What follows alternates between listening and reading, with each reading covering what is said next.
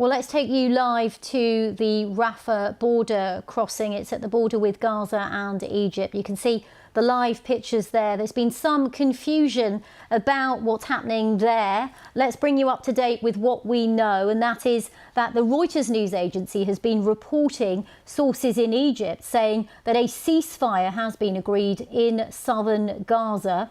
The cessation of hostilities between Israel and Hamas was to have begun at 6 in the morning GMT, and the sources said that the ceasefire would last for several hours. They also said that the Rafah crossing was to open at the same time. That's to let much needed aid into Gaza, as we're hearing of a worsening humanitarian situation there, and aid agencies and NGOs are saying they are desperate for that border to be opened so that they can send supplies across the border. But actually, our sources on the ground are saying that the border crossing has not opened, and you can see the pictures there. They speak for themselves. The gates appear to be firmly shut there.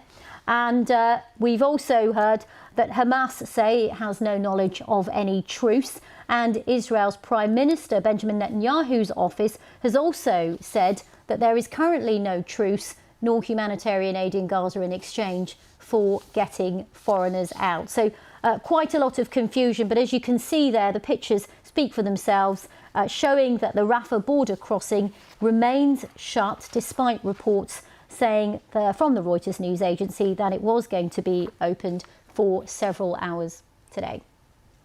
Well, as we've been reporting, Israel's army is massing in the south of Israel ahead of the expected offensive, although it's not clear at this point what form it will take.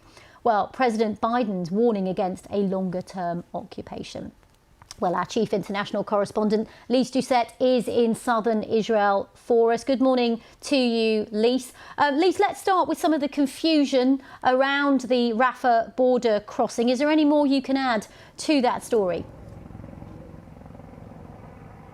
I think we have clarity now, Regini. I think that statement from the Israeli Prime Minister's office, and that is the statement which matters at this moment, was categorical. There is no truce. There is no agreement that people can go out and aid can get in. So that's what it is for the moment. And you've been showing the images. That is also confirming that Rafah crossing, the only crossing out of Gaza right now for people desperate to escape, to get out, and for that aid piling up the border to get in. But we understand from our BBC sources in Cairo that there is an agreement in principle, but there are still some very important and very tricky issues to sort. First of all, Egypt wants to have guarantees that its staff operating that crossing will be safe, that there's no danger of an errant missile, of an attack of the kind that we saw earlier in this war. Secondly, the Israelis want to have a mechanism of a way to inspect all of the lorries coming into Gaza. They want to ensure that there are no weapons hidden amongst the food and the fuel and the medical supplies which are so desperately needed in Gaza.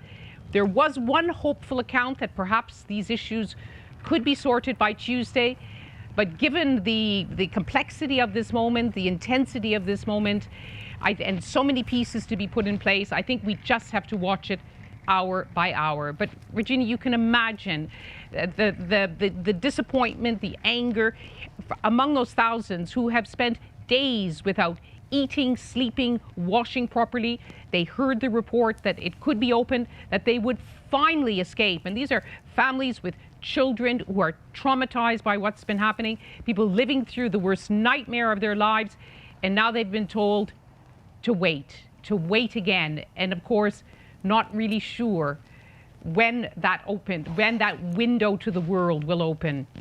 And Lise, we've just had another source, a Hamas official, saying that there's no truth to the information about the opening of the Rafah border crossing or the temporary ceasefire. So as you say, we've had both Israel and Hamas pouring scorn on those reports that it has reopened for now. But you talk about the people massed at the border, but of course there are more than 2 million people in Gaza who are also in a worsening situation.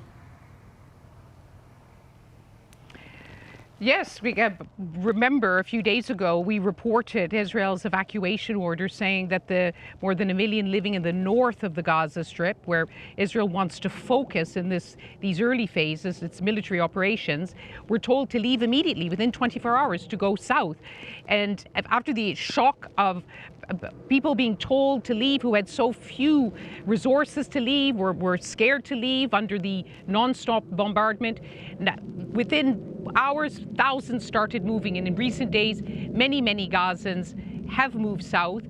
And that has meant that the south, as we've been hearing from our reporter, Rishti Abu Alouf, the south is now at breaking point. Food, fuel, water, they're all running out as well, and everyone is on edge there. So, and there are hospitals in the north who have simply said, we simply cannot up sticks and go. There are babies on incubators. There's severely injured in hospital beds. The WHO issued the bluntest statement I've ever heard from the WHO, saying this evacuation order is a death sentence, and that's not an exaggeration. Lise, just bring us up to date with what's happening where you are in southern Israel. Of course, everybody is anticipating this Israeli offensive. What's your feeling about when that might come?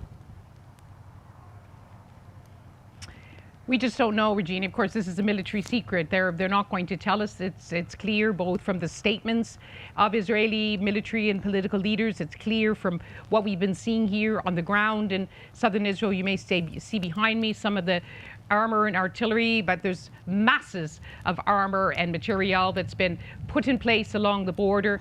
Thousands and thousands of reservists. Prime Minister Netanyahu visited them, another signal that the ground incursion, and not just by ground, sea and air as well, could be imminent, asking them whether they're ready. We heard yesterday that one of the border towns, which at one point is less than a mile from Gaza, Sderot, where we've spent many days over the past 10 days, that whole community has now been evacuated. People all along this southern belt have been told to leave. They've also been told to leave the border with Lebanon in the north. All of these signs are trying to get people away from the border. All the while, they put the military, all of the military pieces into place. Lise Doucette, our Chief International Correspondent for the moment, thank you very much.